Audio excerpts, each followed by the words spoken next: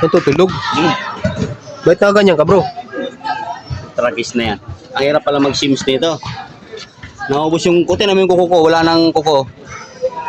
Wow. Ayan, sa mga naka-KTM 390, mahirapan kayo dito. Pero ito, bibigyan ko kayo ng idea kung ano mga sims na maganda or clearance ng sims or standard clearance, no?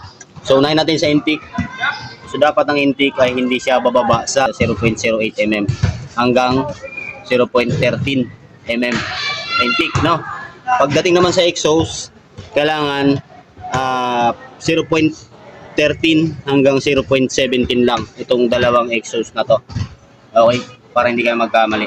Ayan, ulitin natin ha. 0.08, hindi siya bababa sa 7 hanggang 13, yung dalawa. Tapos yung exhaust, 0.13 hanggang 17 lang dapat yung pag nag-clearance kayo para hindi maingay at hindi rin siya tukod. Alright, so KTM 390. So nag-upisa kami ng alas 6 ng umaga. Anong oras na dyan? Alas 5. Alas 5. Dahil sa sims na nabili namin ay masyadong makapal. So maganda rin pagka makapal kasi matatabasan nyo pa. Pag manipis kasi, mamumblima na kayo kung paano nyo siya papatungan. Di ba? Yun. So yun lang, no? KTM 390. Right.